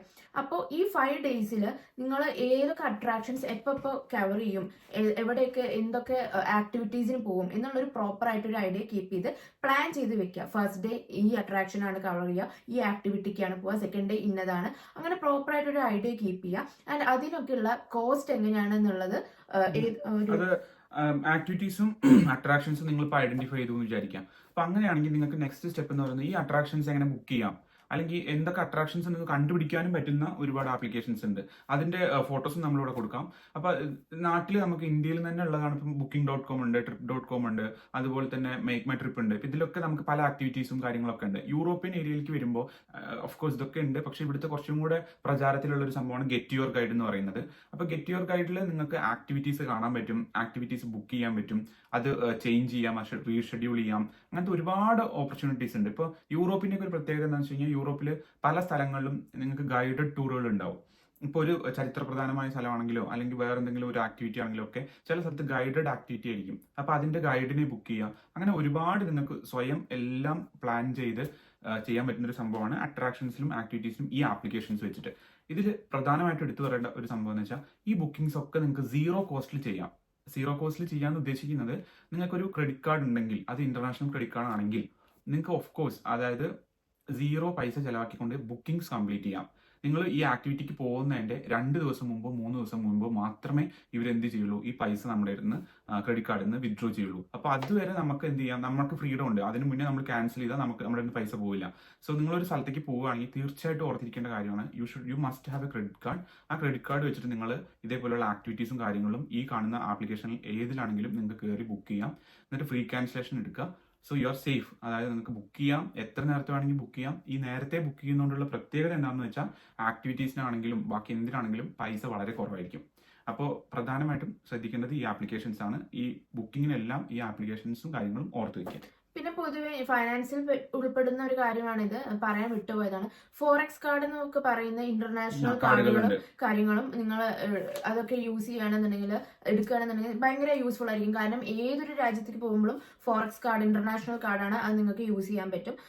സോ നിങ്ങളിപ്പോ ആ പെർട്ടിക്കുലർ കൺട്രിയിലെ കറൻസി നിങ്ങളുടെ കയ്യിൽ ഇല്ല എന്നുണ്ടെങ്കിൽ നിങ്ങൾക്ക് പ്രശ്നം കാര്യങ്ങളൊന്നുമില്ല. ഈ ഫോറക്സ് കാർഡ് എല്ലാവരുടെയും ആക്സെപ്റ്റ് ചെയ്യുന്ന ഒരു കാർഡാണ്. എല്ലാ മെഷീൻസിനും നമുക്ക് അവിടുത്തെ കറൻസി കിട്ടുന്ന ഒരു കാർഡാണ്. സോ അതൊക്കെ എടുക്കാൻ നിങ്ങൾ ശ്രദ്ധിക്കണം. ഈ പോയിന്റ് പറഞ്ഞപ്പോഴാണ് ആലോചിച്ചത്. അതായത് നമുക്കുള്ള ഒരു ടെൻഷൻ തന്നെയായിരിക്കും ഇത്. ആ രാജ്യത്ത് പോകുമ്പോൾ ആ രാജ്യത്തുള്ള പൈസ നമ്മൾ എങ്ങനെ വിനിയോഗം ചെയ്യും, അല്ലെങ്കിൽ നമുക്ക് എങ്ങനെയാണ് ഈ പൈസ അവൈലബിൾ ആവുക. ഇപ്പൊ 2-3 വഴികൾ ചെയ്യാം. നിങ്ങൾക്ക് ക്യാഷ് ആയിട്ട് കൊണ്ടുപോകണമെങ്കിൽ നമുക്ക് വിസ അപ്രൂവ് ആയതിനു ശേഷം പാസ്പോർട്ടും വിസയുടെ ഡീറ്റെയിൽസും ആയിട്ട് നിങ്ങൾക്ക് ഒരു ഇതേപോലെ സ്ഥലങ്ങളിൽ മണി ട്രാൻസ്ഫർ അല്ലെങ്കിൽ മണി എക്സ്ചേഞ്ച് സ്ഥലങ്ങളിൽ ട്രാൻസ്ഫർ അല്ല എക്സ്ചേഞ്ചിൽ പോയി കഴിഞ്ഞാൽ നിങ്ങൾക്ക് ഒരു പെർട്ടിക്കുലർ എമൗണ്ടിനുള്ള പൈസ നിങ്ങൾക്ക് മാറ്റാൻ പറ്റും. ഇപ്പോൾ നിങ്ങൾ പോകുന്നത് തായ്ലാൻഡിലാണെങ്കിൽ തായ് ബാത്തായിട്ട് നിങ്ങൾക്ക് അവിടെ നിന്ന് കൺവേർട്ട് ചെയ്യാം. അല്ല നിങ്ങൾ യൂറോപ്പിലേക്കാണ് വരുന്നതെങ്കിൽ ആ പർട്ടിക്കുലർ കൺട്രിയിലെ കറൻസിയിലേക്ക് നിങ്ങൾക്ക് മാറ്റാം. UK ആണെങ്കിലും അങ്ങനെ മാറ്റാം. അപ്പോൾ ആ ക്യാഷ് നിങ്ങൾക്ക് കയ്യിൽ വെക്കാം. അല്ലെങ്കിൽ international credit card, international forex കാർഡോ അങ്ങനത്തെ കാർഡുകൾ നിങ്ങൾ കയ്യിൽ കീപ്പ് ചെയ്യാം. You will be safe. So ഇനി ഇപ്പൊ നമ്മൾ പറഞ്ഞുകൊണ്ടിരുന്നത് ആക്ടിവിറ്റീസ് ആൻഡ് അട്രാക്ഷൻസ് എന്നുള്ള ഒരു പോയിന്റ് ആണ്. സോ അതിൽ തന്നെ ഞങ്ങൾ ഇവിടെ വന്നതിന് ശേഷം ഞങ്ങൾക്ക് മനസ്സിലായതാണ്, നമ്മൾ ഗൂഗിളിൽ ഇപ്പോൾ ഫോർ എക്സാമ്പിൾ ലണ്ടനിൽ ഒരു ആക്ടിവിറ്റി ബുക്ക് ചെയ്യാൻ നോക്കുകയാണ്. ലണ്ടൻ ബുക്ക് ചെയ്യുകയാണെങ്കിൽ പെർ പേഴ്സൺ അതിൽ വരുന്നത് ചിലപ്പോൾ ഒരു 5,000 റുപ്പീസ് ആയിരിക്കും ലണ്ടൻ അതിൻ്റെ ഉള്ളിൽ കയറാൻ. പിന്നെ ലണ്ടനിൽ തന്നെയുള്ള മാഡം ടുസാഡ്സിനുള്ള അല്ലെങ്കിൽ ഒരു സീ അക്വേറിയത്തിനുള്ള ഇതൊക്കെ പെർ പേഴ്സൺ 5,000 ആയിരിക്കും നമ്മൾ സെപ്പറേറ്റ് ആയിട്ട് ബുക്ക് ചെയ്യുകയാണെന്നുണ്ടെങ്കിൽ. ഇത് കുറെ പേർക്ക് അറിയാത്തൊരു സംഭവമാണ്. ഓൺലൈനിൽ ഒരു സൈറ്റ് ഉണ്ട്. അത് ഇപ്പൊ പറഞ്ഞ സംഭവം തന്നെ വളരെ വ്യക്തമായിട്ട് പറയുകയാണെങ്കിൽ ഗ്രൂപ്പായിട്ട് ബുക്ക് ചെയ്യുന്ന സമയത്ത് നമുക്ക് നല്ല ഓഫർ കിട്ടും. ഇപ്പോൾ എക്സാമ്പിൾ പറഞ്ഞ പോലെ തന്നെ ലണ്ടൻ അല്ലെങ്കിൽ മാഡം ടുസാഡ്സ് ഈ ഏരിയയിലുള്ള കുറച്ച് അട്രാക്ഷൻസ് ബുക്ക് ചെയ്യാം. അവിടെ ലാസ്റ്റ് മിനിറ്റ് എന്ന് പറഞ്ഞിട്ടുള്ള ഒരു വെബ്സൈറ്റ് ഉണ്ട്. അപ്പോൾ ആ വെബ്സൈറ്റിന്റെ ലിങ്ക് നമ്മൾ മുകളിൽ കൊടുക്കാം അല്ലെങ്കിൽ ഫോട്ടോ കൊടുക്കാം. അപ്പോൾ ഇതിൽ പോയി കഴിഞ്ഞാൽ നിങ്ങൾക്ക് എന്ത് ചെയ്യാം, കോമ്പിനേഷൻ ഓഫ് അട്രാക്ഷൻസ് അല്ലെങ്കിൽ ചൂസ് ഫ്രം ദിസ് എന്ന് പറഞ്ഞിട്ട് കാണിക്കും. അതായത് ഒരു 10-15 അട്രാക്ഷൻസ് ആ സിറ്റിയിലുള്ള ഒരു 10 to 15 അട്രാക്ഷൻസ് ലിസ്റ്റ് ചെയ്തിട്ടുണ്ടാവും. അതിൽ നമ്മുടെ കൺവീനിയൻസ്, നമ്മുടെ ഡേയ്സിന്റെ കൺവീനിയൻസ് അനുസരിച്ചിട്ട് ഇഷ്ടമുള്ളത് നമുക്ക് ചൂസ് ചെയ്യാം. അപ്പോൾ അവര് ഇങ്ങനെ ആയിരിക്കും, ഒരു 5 to 8 അട്രാക്ഷൻസ് വരെ നമുക്ക് ചൂസ് ചെയ്യാം. പെർ പേഴ്സൺ അതിന് 10,000 ഒക്കെ ആവുള്ളൂ. അപ്പൊ നമുക്ക് നേരത്തെ നമ്മളിപ്പോ ഒരു 3 അട്രാക്ഷൻ നമ്മൾ സെപ്പറേറ്റ് ആയിട്ട് ബുക്ക് ചെയ്യാന്നുണ്ടെങ്കിൽ 15,000 ആവും. ഇത് നമുക്ക് 5, 6, 7 അട്രാക്ഷൻസ് 10,000 റുപ്പീസിന് ഒറ്റയടിക്ക് കവർ ചെയ്യാൻ പറ്റും. ഇത് കുറെ പേർക്ക് അറിയില്ല. ഇത് മിക്ക പ്രധാന സിറ്റീസിലും ഉണ്ട്. ആംസ്റ്റർഡാമിലുണ്ട്, പാരീസിലുണ്ട്, ലണ്ടനിലുണ്ട്, കുറെ പാരീസിലെ ഈഫിൽ ടവറിലേക്കുള്ള എൻട്രി, അതിന്റെ മുകളിൽ കയറാനുള്ള എൻട്രി ടിക്കറ്റിന് സെപ്പറേറ്റ് ബുക്ക് ചെയ്യുകയാണെങ്കിൽ എനിക്ക് തോന്നുന്നു $80 ഒക്കെയാണ് വരുന്നത്. $80 അടുത്ത് വരും. Euro, sorry. അപ്പോൾ ഇത്രയും ഇത് നമ്മൾ മറ്റേ കോംബോ ടിക്കറ്റ് വഴി ബുക്ക് ചെയ്യുമ്പോൾ അതിന് ആകെ 12,000 15,000 ഒക്കെ വരുന്നുള്ളൂ. അതിൽ നിങ്ങൾക്ക് 4 എണ്ണം പോവാം. അതായത് റിവർ ക്രൂയിസ്, ഇതേപോലെ ഈഫിൽ ടവർ, അതേപോലെ തന്നെ മറ്റേ ആർക്ക് ഡി, അങ്ങനെ ഒരുപാട് എൻട്രികൾ ഇതിൽ ഒരുമിച്ച് നിങ്ങൾക്ക് കിട്ടുകയാണ്. അപ്പൊ നിങ്ങളോട് ഒരു ഏജൻസിക്കാർ പറയുന്ന സമയത്ത് നിങ്ങളോട് പറയും നിങ്ങൾക്ക് ഇപ്പോൾ 5 അട്രാക്ഷൻസ് ഉണ്ട്. ഇപ്പൊ പാരീസിലെ പ്രധാനപ്പെട്ട 5 അട്രാക്ഷന്റെ ടിക്കറ്റ് ഇതിൽ ഇൻക്ലൂഡ് ആണെന്ന് പറയും. ഇൻക്ലൂഡഡ് ആണ്. അവർ ചിലപ്പോൾ 20,000 രൂപയും ചിലപ്പോൾ 20 ആയിരിക്കില്ല. ഓരോന്നിനും ഇപ്പം 5 10 ഒക്കെ വെച്ചാണെങ്കിൽ 30,000 ആണെങ്കിൽ നിങ്ങളോട് പറയും നിങ്ങൾക്ക് 25 തരാം. ഇപ്പൊ നമ്മൾ വഴി ബുക്ക് ചെയ്യുമ്പോൾ 25 കിട്ടുന്നു. അപ്പൊ നിങ്ങൾ എന്ത് ചെയ്യും? നിങ്ങൾ പോയിട്ട് ഓരോന്നും സെപ്പറേറ്റ് നോക്കുന്ന സമയത്ത് ഒരുപാട് പൈസ വിചാരിക്കും ഓ ഇതാണല്ലോ ലാഭം എന്ന് വെച്ച് നിങ്ങൾ അത് എടുക്കും. പക്ഷെ അങ്ങനെയല്ല. നമ്മൾ ഇങ്ങനത്തെ ഓരോ ലിങ്ക്സും ഹിഡൻ ആയിട്ടുള്ള ലിങ്ക്സും അവിടുത്തെ ഓരോ സിറ്റിയിൽ അത് കിടക്കുന്നുണ്ട്. അതൊക്കെ നമ്മൾ കണ്ടുപിടിച്ച് ചെയ്യുകയാണെന്നുണ്ടെങ്കിൽ ഭയങ്കര കുറഞ്ഞ വിലയ്ക്ക് നമുക്ക് ആക്ടിവിറ്റീസും കാര്യങ്ങളൊക്കെ ബുക്ക് ചെയ്യാൻ സാധിക്കും. സോ ഇതിന് ഞങ്ങൾ പോയ കൺട്രീസ് ഇപ്പൊ ആംസ്റ്റർഡാമിലെയും ലണ്ടനിലെയും ലിങ്ക് ഞങ്ങൾ ഇവിടെ മെൻഷൻ ചെയ്യാം. ഞങ്ങൾ ചെയ്തത്. ഇനി നിങ്ങൾക്ക് ഇപ്പോൾ ഓരോ രാജ്യത്തിന്റെയും സെപ്പറേറ്റ് ആയിട്ടുള്ള ഇതുപോലത്തെ ഇൻഫർമേഷൻ വേണമെങ്കിൽ നിങ്ങൾ കമന്റ് ചെയ്താൽ മതി. നമ്മൾ we are okay to give like each separate itinerary. അതും ഫൈനാണ്. നെക്സ്റ്റ് വരുന്നതാണ് റിയലി ഇമ്പോർട്ടൻറ്റ്, സ്റ്റേ അല്ലെങ്കിൽ അക്കോമഡേഷൻ ബുക്കിംഗ്. അപ്പോൾ അതിൽ പ്രധാനമായിട്ട് പറയാനുള്ള കാര്യം എന്താണെന്ന് വെച്ച് കഴിഞ്ഞാൽ നമുക്കൊക്കെ അറിയാം. നമ്മളിപ്പോൾ ഒരു ഏജൻസി വഴി പോകുമ്പോൾ അവർ നമ്മളോട് പറയുന്ന ഒരു എന്താ പറയുക മാജിക്കൽ വാക്കായിരിക്കും 3 സ്റ്റാർ ഹോട്ടൽ അല്ലെങ്കിൽ 4 സ്റ്റാർ ഹോട്ടൽ. അപ്പൊ നിങ്ങൾ എപ്പോഴെങ്കിലും ശ്രദ്ധിച്ചിട്ടുണ്ട് അവർ ഒരിക്കലും അതൊന്നും കുറഞ്ഞിട്ടുള്ള ഒരു ഹോട്ടലോ അല്ലെങ്കിൽ അതൊന്നും കുറഞ്ഞിട്ടുള്ള ഒരു സ്റ്റേയോ നിങ്ങളോട് പറയില്ല. അപ്പൊ എസ്പെഷ്യലി നിങ്ങൾ പോകുന്നത് ഒരു യൂറോപ്യൻ മേഖലയിലാണെങ്കിൽ നിങ്ങൾക്ക് ഒരു 3 സ്റ്റാർ ഹോട്ടൽ കിട്ടണമെങ്കിൽ മിനിമം ഒരു ദിവസം ഒരു 15,000 രൂപയോ 20,000 രൂപയോ ഒക്കെ ചിലവാകും. അപ്പോൾ നമുക്ക് സത്യത്തിൽ ഈ 3 സ്റ്റാർ ഹോട്ടലിൽ പോകണമെന്ന് നിർബന്ധം ഉണ്ടാവില്ല. അങ്ങനെ പോകാൻ നിർബന്ധമുള്ളവർക്ക് അങ്ങനെ പോകാം. അല്ല നമ്മൾ ബഡ്ജറ്റ് ഫ്രണ്ട്ലി ആയിട്ടാണ് പോകണമെന്നുള്ള കാര്യം പറയണത്. പാരീസിൽ നമ്മൾ താമസിച്ചത് 2 ദിവസത്തേക്ക് 15,000 രൂപ വെച്ചിട്ടാണ്. അതായത് 2 ഡേയ്സിന് 15,000 ഫോർ എ കപ്പിൾ. 1 ഡേ ഞങ്ങൾക്ക് ആയത് 9,000 ഒക്കെയാണ്. അപ്പൊ ഇതെങ്ങനെയാണ് സാധിച്ചതെന്ന് വെച്ച് കഴിഞ്ഞാൽ പലതരത്തിലുള്ള അക്കോമഡേഷൻസ് ഉണ്ട്. ഇതൊന്നും സേഫ്റ്റിക്കോ അല്ലെങ്കിൽ ഇതിനൊന്നും കുഴപ്പമില്ലാത്തതാണ്. അതായത് എയർ ബി എൻ ബി എന്ന് പറഞ്ഞിട്ട് പലർക്കും അറിയുന്നുണ്ടാവും, കുറെ പേർക്ക് അറിയുന്നുണ്ടാവും. Airbnb, air bed and breakfast എന്നാണ് പറയുന്നത്. ഇപ്പൊ സാധാരണ നമ്മുടെ ഒരു ഗസ്റ്റ് ഹൗസ് പോലെ ഇരിക്കും.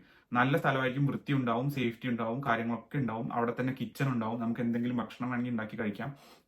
It will be very good. So അങ്ങനത്തെ സ്ഥലങ്ങൾക്ക് നമ്മളിപ്പോൾ ഒരു ദിവസം നമുക്ക് ആവുന്ന ഒരു 8,000 അല്ലെങ്കിൽ 10,000 ആയിരിക്കും. ഇതിന് നേരെ തിരിച്ച് നമുക്ക് ഒരു 3 സ്റ്റാർ ഹോട്ടലോ 4 സ്റ്റാർ ഹോട്ടലോ ഒക്കെ ആണെങ്കിൽ 20-25 ഒക്കെ വരും. അപ്പൊ ഏജൻസിക്കാർ ഇത് പറയാനുള്ള ഒരു റീസൺ എന്താണെന്ന് വെച്ച് കഴിഞ്ഞാൽ മിക്കവാറും പേർക്കും കൊളാബറേഷൻസ് ഉണ്ടാവും. ഓരോ സിറ്റിയിലെയും ഹോട്ടൽസും കാര്യങ്ങളുമായിട്ടും കൊളാബറേഷൻസ് ഉണ്ടാവും. അപ്പൊ അവർക്ക് അതിൽ നിന്ന് ഭയങ്കര ബെനിഫിറ്റ് ഉണ്ട്. നമ്മൾ നോക്കുന്ന സമയത്ത് നമുക്ക് തോന്നും okay they are charging this much money, they are giving us the right one. അപ്പൊ നമുക്ക് അതിന് താല്പര്യമില്ല, പൈസ കുറഞ്ഞു പോകേണ്ട കാര്യമാണ്. അല്ല നിങ്ങൾക്ക് നല്ല റിച്ച് ആയിട്ടാണ് പോകുന്നുണ്ടെങ്കിൽ അതും ചൂസ് ചെയ്യാം. പിന്നെ സ്റ്റേ ആൻഡ് അക്കോമഡേഷൻ തന്നെ ചൂസ് ചെയ്യുമ്പോൾ ഒരു കാര്യം നിങ്ങൾ ശ്രദ്ധിക്കേണ്ടത് എന്താണെങ്കിൽ ഇതിന് തൊട്ട് മുന്നേ നമ്മൾ പറഞ്ഞത് അട്രാക്ഷൻസിന്റെയും ആക്ടിവിറ്റീസിന്റെയും കാര്യമാണ്. അപ്പോൾ സിറ്റി തന്നെയായിരിക്കും മേജർ അട്രാക്ഷൻസും ആക്ടിവിറ്റീസ് ഒക്കെ വരുന്നത്. അപ്പോൾ സിറ്റിയുമായിട്ട് നമുക്കൊരു 20 മിനിറ്റ്സിൽ അവിടുത്തെ പബ്ലിക് ട്രാൻസ്പോർട്ടേഷൻ യൂസ് ചെയ്ത് 20-25 മിനിറ്റ്സിനുള്ളിൽ മാക്സിമം ഹാഫ് ആൻ അവറിൽ എത്താൻ പറ്റുന്ന രീതിയിൽ വേണം നമ്മൾ സ്റ്റേ എടുക്കാൻ. അത് Airbnb, hotel, whatever your according to your convenience നിങ്ങൾക്ക് ഏതാണെങ്കിലും ബുക്ക് ചെയ്യാം. അപ്പോൾ ആക്ടിവിറ്റീസ് ഇന്ന ദിവസം ഇന്ന ആക്ടിവിറ്റി ഉണ്ട്, അപ്പോൾ അതിന് എത്താൻ അല്ലെങ്കിൽ ആ അട്രാക്ഷനിലോട്ട് എത്താൻ നമുക്ക് ഹാഫ് ആൻ അവറിനുള്ളിൽ പറ്റും എന്നുള്ളൊരു രീതിയിൽ. ഇതിൽ ടൈം മാനേജ്മെന്റും കൂടെ ഒരു ഇമ്പോർട്ടൻ്റ് ആയിട്ടുള്ള ഒരു കാര്യമാണ്. ഇപ്പോൾ നിങ്ങൾ തന്നെ രാവിലെ എഴുന്നേറ്റ് ഇത്ര മണിക്ക് ഇപ്പൊ പ്രത്യേകിച്ച് യൂറോപ്യൻ കൺട്രീസിലൊക്കെ ട്രാവൽ ചെയ്യുമ്പോൾ നിങ്ങൾ ടൈം പ്രോപ്പറായിട്ട് മാനേജ് ചെയ്യാൻ പഠിക്കണം. കാരണം ഒരു 8 മണിക്കാണ് നിങ്ങൾക്ക് ഒരു ആക്ടിവിറ്റി ഷെഡ്യൂൾ ചെയ്തിട്ടുണ്ടെന്നുണ്ടെങ്കിൽ നിങ്ങൾ ചിലപ്പോൾ 8:30 വന്നു കഴിഞ്ഞാൽ അവർ ചിലപ്പോൾ കയറ്റില്ല, നിങ്ങളുടെ ഇത് കഴിഞ്ഞു എന്നൊക്കെ പറയും. സോ കറക്റ്റായിട്ട് ടൈം മാനേജ്മെന്റ് ചെയ്ത് നിങ്ങൾ എത്താൻ ശ്രമിക്കണം. അപ്പൊ ഒരു പരിധി വരെ സിറ്റിയുടെ സർക്കിളിൽ നിന്ന് വിട്ടു പോവാതിരിക്കാൻ, നിങ്ങൾ സ്റ്റേ എടുക്കുന്നത് വിട്ടു പോവാതിരിക്കാൻ പ്രത്യേകം പറയാൻ കാരണം എന്താ വെച്ച് കഴിഞ്ഞാൽ അതിൽ ഉൾപ്പെടുത്തേണ്ട ഒരു പോയിന്റ് ആണ് ആക്ച്വലി അവിടുത്തെ ഇന്റേണൽ ട്രാൻസ്പോർട്ടേഷൻ എന്ന് പറയുന്നത് റിയലി ഇമ്പോർട്ടന്റ് ആണ്. ഇപ്പൊ പല സിറ്റികളിലും നിങ്ങൾ ഇന്റേണൽ ട്രാൻസ്പോർട്ടേഷൻ ചൂസ് ചെയ്യേണ്ടത് പബ്ലിക് ട്രാൻസ്പോർട്ടേഷൻ ആണ്. നമ്മുടെ നാട്ടിലെ പോലെ ഉള്ള ഒരു പബ്ലിക് ട്രാൻസ്പോർട്ടേഷൻ അല്ല വികസിത രാജ്യങ്ങളിൽ പലയിടത്തും വളരെ ഈസി ആൻഡ് കൺവീനിയന്റ് ആയിട്ടുള്ള സേഫ് ആയിട്ടുള്ള പബ്ലിക് ട്രാൻസ്പോർട്ടേഷൻ ആയിരിക്കും. ഇത് വളരെ ചീപ്പും ആയിരിക്കും.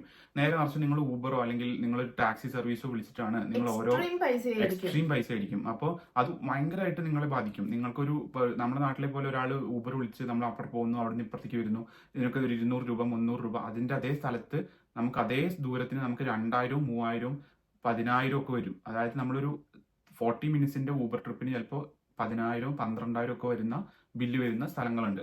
അപ്പൊ അത് പ്രത്യേകം ശ്രദ്ധിക്കുക. പറഞ്ഞ പോലെ തന്നെ നമ്മൾ സിറ്റിയുടെ പെരിമീറ്ററിന്റെ ഉള്ളിൽ തന്നെ പബ്ലിക് ട്രാൻസ്പോർട്ടേഷൻ അവൈലബിൾ ആയിട്ടുള്ള ഒരു സ്ഥലത്ത് സ്റ്റേ എടുക്കുക. അതേപോലെ ഒരു പബ്ലിക് ട്രാൻസ്പോർട്ടേഷന്റെ പെർ ഡേ ടിക്കറ്റ് എന്ന് പറഞ്ഞിട്ടുള്ള ഒരു സംഭവം എല്ലാ സിറ്റികളിലും ഉണ്ടാവും. ഫോർ എക്സാമ്പിൾ ഇപ്പൊ ഞങ്ങളിപ്പോ ഉള്ളത് ഇപ്പൊ സ്കോട്ട്ലൻഡിലാണ്. ഇവിടെ ഒരു ഹോൾ മന്ത് നിങ്ങൾക്ക് ഗ്ലാസ്ഗോ സിറ്റി ഫുള്ളായി കവർ ചെയ്യാൻ ബസ് പാസ് വരുന്നത് ഒരു 6,000 rupees ആണ്. അപ്പൊ നിങ്ങളിപ്പോ ഇവിടെ നിൽക്കുന്നത് ഒരു കുറച്ച് ഡേയ്സ് ആണ്, ഒരു 1 week ആണ് ഇവിടെ നിൽക്കുന്നതെന്നുണ്ടെങ്കിൽ ഇവിടെ 1 weekന്റെ പാസ് ഉണ്ട്. അതിനാവുന്നത് 1,500 rupees ആണ്. സോ ആ ഒരു പാസ്, സിറ്റി പാസ് ബസ്സിന്റെ എടുത്തു കഴിഞ്ഞാൽ നിങ്ങൾക്ക് അൺലിമിറ്റഡ് ആയിട്ട് ഗ്ലാസ്ഗോ സിറ്റി ഫുൾ ട്രാവൽ ചെയ്യാൻ പറ്റും. അപ്പൊ അങ്ങനത്തെ പബ്ലിക് ട്രാൻസ്പോർട്ട് ഇത് എല്ലാവിടെയും ഉള്ളത്. ലണ്ടനിലുണ്ട്, ബെൽജിയം, യൂറോപ്പ് ചെയിൻസ് എല്ലാവിടെയും ഉണ്ട്. ജർമ്മനി, ഇപ്പൊ ഞങ്ങൾ ലാസ്റ്റ് ടൈം വിസിറ്റ് ചെയ്ത ജർമ്മനിയിൽ 5,000 rupees മന്ത്ലി എടുക്കുകയാണ് ഒരു പാസ് എടുക്കുകയെന്നുണ്ടെങ്കിൽ നിങ്ങൾക്ക് അവിടുത്തെ ബസ്, ട്രെയിൻ, ട്രാം എല്ലാം ഫ്രീ ആണ്. അൺലിമിറ്റഡ് ആയിട്ട് ജർമ്മനി ഫുൾ കവർ ചെയ്യാൻ പറ്റുന്ന ഒരു പാസ് ആണത്. അപ്പൊ അങ്ങനെ ഹിഡൻ ആയിട്ടുള്ള കുറെ കാര്യങ്ങളുണ്ട്. നിങ്ങൾക്ക് ആദ്യമായിട്ട് ഇതൊക്കെ ചെയ്യാൻ നല്ല ബുദ്ധിമുട്ടായിരിക്കും. ഫസ്റ്റ് ടൈം നിങ്ങൾ ഇത് ചെയ്യും. പക്ഷെ നിങ്ങൾ ട്രസ്റ്റ് മീ, നിങ്ങൾ ഒരു തവണ പബ്ലിക് ട്രാൻസ്പോർട്ടേഷനും ഇതേപോലെ ബസ്സിലും കയറി നിങ്ങൾ ശീലിച്ചാൽ then you are so good at it. Like നിങ്ങൾക്ക് അത് വളരെ ഇഷ്ടാവും. വളരെ കൺവീനിയന്റും പൈസ വളരെ കുറവായിട്ടുള്ള ഒരു മാർഗ്ഗമാണ്. ഞങ്ങൾക്ക് ഇതേപോലെ ഒരു മണ്ടത്തരം പറ്റിയിട്ടുണ്ട്. ഞങ്ങള് ഇവിടെ UK വന്ന് എത്തിയ പാടെ ഞങ്ങളുടെ ഫസ്റ്റ് വെഡിങ് ആനിവേഴ്സറി ആയിരുന്നപ്പോൾ ഞങ്ങള് ലണ്ടനിലോട്ടാണ് ട്രിപ്പ് പോയത്. അപ്പൊ അന്ന് നമുക്ക് ഈ പബ്ലിക് ട്രാൻസ്പോർട്ടേഷൻ യൂസ് ചെയ്യാന്ന് പറയുന്നത് എത്രത്തോളം അടിപൊളിയായിട്ടുള്ള സിസ്റ്റം ആണ് ഞങ്ങൾക്ക് അറിയില്ലായിരുന്നു. അപ്പൊ ഞങ്ങള് ഹോട്ടലിൽ നിന്ന് അട്രാക്ഷനിലോട്ട് വരാൻ, അട്രാക്ഷനിലോട്ട് തിരിച്ചു പോവാൻ ഒക്കെ യൂസ് ചെയ്തിരുന്ന ഊബറാണ്. അപ്പൊ ഒരു തവണ ഊബർ വിളിക്കുമ്പോഴും ഞങ്ങൾക്ക് 2,000, 2,500 ഒക്കെയാണ് ആയിക്കൊണ്ടിരിക്കുന്നത്. നമ്മുടെ കയ്യിലെ പൈസയാണ് ഈ പോയിക്കൊണ്ടിരിക്കുന്നത്. ടോട്ടലായി വലിയൊരു എമൗണ്ട് ആവും ട്രിപ്പ് കഴിയുമ്പോഴേക്കും. പക്ഷെ അതൊന്നും മനസ്സിലാക്കാൻ പറ്റിയില്ല. പിന്നീടാണ് നമുക്ക് പബ്ലിക് ട്രാൻസ്പോർട്ടേഷൻ എത്രത്തോളം കൺവീനിയന്റ് ആണ് എന്ന് മനസ്സിലായി. ഞങ്ങൾ സെക്കൻഡ് ടൈം ലണ്ടൻ വിസിറ്റ് ചെയ്തപ്പോഴും തേർഡ് ടൈം ലണ്ടൻ വിസിറ്റ് ചെയ്തപ്പോഴൊക്കെ ഞങ്ങൾ ബസ്സായി. അത് ബസ് യൂസ് ചെയ്യുമ്പോഴത്തെ നിങ്ങൾ ഡിഫറൻസ് മനസ്സിലാക്കണം. ഞങ്ങൾ ഒരു ഡേക്ക് ജസ്റ്റ് 2 പേർക്ക് കൂടിയിട്ട് ചെലവാക്കുന്നത് 1,000 rupees ആണ്. അൺലിമിറ്റഡ് ട്രാവൽ നമുക്ക് ബസ്സിന് അവിടെ പോസിബിൾ ആയിരിക്കും. അപ്പൊ ലണ്ടൻ സിറ്റി ഫുള്ള്. ഇത് അറിയാതെയാണ് ഞങ്ങൾ ആദ്യത്തെ തവണ അങ്ങനത്തെ ഒരു മണ്ടത്തരം ചെയ്തത്. എനിക്ക് ഓർമ്മയുണ്ട്, ഞാൻ അന്നത്തെ സമയത്ത് ആ ലണ്ടൻ ട്രിപ്പിൽ ഊബറിൽ മാത്രം ചെലവാക്കിയത് 20,000 രൂപയായിരുന്നു ഫോർ 3 days. അപ്പൊ നിങ്ങൾ ആലോചിച്ച് നോക്കും, 3 ദിവസത്തേക്ക് 3,000 രൂപ വരേണ്ടതിന് പകരം എനിക്ക് 30,000 രൂപ ചെലവായി. അപ്പൊ നമ്മുടെ അറിവില്ലായ്മ കൊണ്ടാണ് ഇതൊക്കെ സംഭവിക്കുന്നത്. ആ സമയത്ത് നമ്മൾ അത്രയും റിസർച്ചും കാര്യങ്ങളൊന്നും ചെയ്യാതെ ഒരു യാത്ര ചെയ്തതാണ്. അപ്പൊ ഇങ്ങനത്തെ കാര്യങ്ങളിൽ നിന്നും പഠിച്ച കാര്യങ്ങൾ വെച്ചിട്ടാണ് ഇപ്പൊ നമ്മളിത് ഉണ്ടാക്കിയിട്ടുള്ളത്. ഓക്കെ, അപ്പൊ നെക്സ്റ്റ് എന്ന് പറയുന്നത് ഫുഡാണ്. ആസ് എ ഫുഡി എനിക്ക് കുറെ പ്രശ്നങ്ങളുള്ള ആളാണ്. അതായത് എനിക്ക് ചിലപ്പോൾ പലർക്കും ഉണ്ടാവുമായിരിക്കും. ഞാൻ ഇപ്പൊ പിന്നെ ബെറ്റർ ആയി. പണ്ടൊക്കെ എനിക്ക് ചോറ് കഴിക്കാതെ ഒരു ദിവസം പോലും മുന്നോട്ട് പോകാൻ പറ്റില്ല. എല്ലാ ഇന്ത്യൻസും പ്രത്യേകിച്ച് കേരളത്തിൽ നിന്നുള്ള ആൾക്കാർക്ക് ദിവസത്തിൽ ഒരു നേരമെങ്കിലും ചോറ് കഴിക്കണം എന്ന് നിർബന്ധമുള്ള ആൾക്കാരുണ്ടാവും. അപ്പൊ അങ്ങനെയുള്ള ആൾക്കാർ ഇങ്ങനെ യൂറോപ്യൻ കൺട്രീസിലൊക്കെ എത്തിക്കഴിഞ്ഞു കഴിഞ്ഞാൽ, അല്ലെങ്കിൽ ഏത് നാട്ടിലായിക്കോട്ടെ, ഏഷ്യനിൽ പിന്നെ നമുക്ക് കുറച്ചും കൂടെ റൈസും കാര്യങ്ങളും കിട്ടും. പക്ഷെ യൂറോപ്പിൽ വന്നിട്ട് ഇന്ത്യൻ ഫുഡ് വേണം എന്ന് പറഞ്ഞ് വാശി പിടിച്ചു കഴിഞ്ഞാൽ നല്ലപോലെ പൈസ കിട്ടും. കിട്ടില്ല എന്ന് പറയുന്നില്ല, എല്ലായിടത്തും ഉണ്ടാവും ഇന്ത്യൻ റെസ്റ്റോറൻറ്റ്സ്. ഇന്ത്യൻ റെസ്റ്റോറന്റിൽ കയറി കഴിഞ്ഞാൽ ഭയങ്കരമായിട്ടുള്ള പൈസ പോകും. സോ ആ ഏരിയയില് നമ്മളിപ്പോ നിൽക്കുന്ന സിറ്റിയിൽ കിട്ടുന്ന അവിടുത്തെ ലോക്കൽ ഫുഡ് എന്താണ്, അപ്പൊ അത് കഴിച്ച് ശീലിച്ച് കഴിഞ്ഞാൽ നമുക്ക് കുറച്ച് പൈസയും കുറവായിരിക്കും. ആൻഡ് അത് മാത്രമല്ല, നിങ്ങൾക്ക് അവിടുത്തെ എന്തൊക്കെയാണ് ഒതന്റിക് ആയിട്ടുള്ള ഫുഡ്സും കാര്യങ്ങളും നിങ്ങൾക്ക് എക്സ്പ്ലോർ ചെയ്യാനും പറ്റും. സോ അതാണ് ഫുഡിന്റെ കാര്യത്തിൽ പിന്നെ ഒട്ടും പറ്റില്ല. ഇപ്പൊ ഞങ്ങൾ ഐസ്ലാൻഡ് പോയിട്ടുണ്ടായിരുന്നു കഴിഞ്ഞ ഒക്ടോബറിൽ. അപ്പൊ ആ സമയത്ത് എനിക്കറിയാം, എന്നെ കുറിച്ച് എനിക്ക് നന്നായിട്ട് അറിയാം. അതായത് ഒരു ദിവസം എന്തെങ്കിലും ഒരു ഇന്ത്യൻ ടേസ്റ്റുള്ള ഭക്ഷണം കഴിച്ചിട്ടില്ലെങ്കിൽ ഞാൻ വയലന്റ് ആവും. അപ്പോൾ ആ സാഹചര്യത്തിൽ ഞങ്ങൾ എന്താ ചെയ്തതെന്ന് വെച്ചാൽ, നാട്ടിൽ നിന്ന് ടേസ്റ്റ് നിബിൾസ് എന്ന് പറഞ്ഞിട്ട് ഒരു ബ്രാൻഡ് ഉണ്ട്. അപ്പൊ അത് പാക്ഡ് ഫുഡാണ്. അത് നിങ്ങൾക്ക് ചൂടുവെള്ളത്തിലോ അല്ലെങ്കിൽ ഓവനിലോ ഒക്കെ വെച്ച് ചൂടാക്കി കഴിഞ്ഞാൽ നോർമൽ ഫുഡായിട്ട് മാറും. അപ്പൊ അങ്ങനത്തെ പാക്കേജ്ഡ് ഫുഡ്സ് ഞങ്ങൾ ഒരുപാട് കൊണ്ടുവരുന്നു. അത് കോസ്റ്റ് എഫക്റ്റീവ് ആണ്, പ്ലസ് നമ്മുടെ എന്താ പറയാ ഫീലിംഗ്സിനെ അല്ലെങ്കിൽ നമ്മുടെ ആഗ്രഹങ്ങളെ സഫലീകരിപ്പിക്കുകയും ചെയ്യും. സോ ഞാൻ ഐസ്ലാൻഡിന്റെ വ്ളോഗില് ബിഫോർ യു വിസിറ്റ് ഐസ്ലാൻഡ് എന്ന് പറഞ്ഞിട്ടൊരു വ്ളോഗ് ചെയ്തിട്ടുണ്ട്. അപ്പൊ അതിൽ ഞാൻ എന്റെ പെട്ടി പാക്ക് ചെയ്യുന്ന ഒരു ഇത് കാണിക്കുന്നുണ്ട്, എന്തൊക്കെയാണ് ട്രിപ്പ് പോകുന്നതിന് മുമ്പ് വെക്കുന്നത്. അപ്പൊ അതിൽ പ്രധാനമായിട്ടൊരു സെക്ഷൻ ഫുൾ ഫുഡാണ് കീപ്പ് ചെയ്യുന്നത്. അപ്പൊ അത് ഈ പറഞ്ഞ പോലെ Airbnb ആണ് നമ്മൾ ചൂസ് ചെയ്യുന്ന സ്റ്റേ എന്നുണ്ടെങ്കിൽ സുഖമായി നമുക്ക് ഇഷ്ടപ്പെട്ട രീതിയിൽ ഫുഡ് ഉണ്ടാക്കി കഴിക്കാം. നമുക്ക് എന്താണ് വേണ്ടതെന്നുണ്ടെങ്കിൽ നമുക്ക് ഫുഡ് ഉണ്ടാക്കി കഴിക്കാം. അതും കൂടെ ഒരു ഇതാണ് Airbnb നമ്മൾ എടുക്കുമ്പോൾ നമ്മുടെ കൺവീനിയൻസിനനുസരിച്ചിട്ടുള്ള എല്ലാ കാര്യങ്ങളും അവിടെ നടക്കും. നെക്സ്റ്റ് വരുന്നത് safety and emergency and also copy of all your important documents. സേഫ്റ്റിയെ കുറിച്ച് അപ്പോൾ സേഫ്റ്റി എന്ന് ഉദ്ദേശിക്കുന്നത് ഓരോ രാജ്യത്തിന്റെയും സേഫ്റ്റി ഡിഫറെന്റ് ആണ്. ഇപ്പൊ നിങ്ങൾക്കൊക്കെ കേട്ടിട്ടുണ്ടാവും ദുബായിൽ വളരെ സേഫ് ആണെന്ന്. പക്ഷെ അങ്ങനെയല്ല. നമ്മുടെ ഇന്ത്യയിൽ തന്നെ പല സ്ഥലങ്ങളിലും ട്രാവൽ ചെയ്യുമ്പോൾ നമുക്കറിയാം എത്രത്തോളം സേഫ് ആണ് രാത്രിയൊക്കെ, പ്രത്യേകിച്ച് യാത്ര ചെയ്യുമ്പോൾ. ആസ് എ കപ്പിൾ അല്ലെങ്കിൽ ഒരു ഫാമിലി ആയിട്ട് യാത്ര ചെയ്യുമ്പോഴൊക്കെ ഡിഫറൻസ് ഉണ്ടാവും. നിങ്ങൾക്ക് സേഫ്റ്റി വളരെയധികം ബുദ്ധിമുട്ടുള്ള സ്ഥലങ്ങളിലൊക്കെ ഉണ്ട്. അപ്പോൾ നിങ്ങൾ യാത്ര ചെയ്യുന്ന ഓരോ രാജ്യവും, അതിപ്പോൾ യൂറോപ്പ് ആയിക്കോട്ടെ, അല്ലെങ്കിൽ നമ്മുടെ നാട്ടിലുള്ള മലേഷ്യ, അല്ലെങ്കിൽ നമ്മുടെ അടുത്ത് കിടക്കുന്ന കൺട്രീസ് ആയിക്കോട്ടെ, ഒക്കെ വ്യത്യസ്തമാണ്. അത് നിങ്ങൾ ആദ്യം പഠിക്കണം. നിങ്ങൾ പോകുന്ന സിറ്റി എത്ര സേഫ് ആണ്, സേഫ്റ്റി ഇൻഡെക്സ് ഒക്കെ ഉണ്ട് ഓരോ സിറ്റിയിലും. അപ്പൊ നമുക്കൊരു ഐഡിയ കിട്ടും എത്ര ക്രൈം അവിടെ നടക്കുന്നുണ്ട്, രാത്രി പുറത്തിറങ്ങുന്നത് സേഫ് ആണോ സിറ്റി ലൈഫ് ഉണ്ടോ. ഇപ്പോ യൂറോപ്പിൽ മൊത്തം നമുക്കറിയാം നമ്മുടെ പാസ്പോർട്ട്, മൊബൈല്, ഇതൊക്കെ പിക് പോക്കറ്റിങ്ങും കാര്യങ്ങളും ഭയങ്കര എക്സ്ട്രീമായി നടക്കുന്നതാണ്. അപ്പൊ ഇങ്ങനെ നമ്മൾ സ്വന്തമായ റെസ്പോൺസിബിലിറ്റി എടുത്തു പോയി ആ ഒരു രാജ്യത്ത് എത്തുമ്പോൾ നമ്മൾ പ്രോപ്പറായിട്ട് നമ്മുടെ എല്ലാ കാര്യങ്ങൾക്കും നമ്മളാണ് റെസ്പോൺസിബിൾ. അപ്പൊ നമ്മൾക്ക് ചിലപ്പോൾ ഡ്രീം ചെയ്ത് എത്തിയതായിരിക്കാം അവിടെ.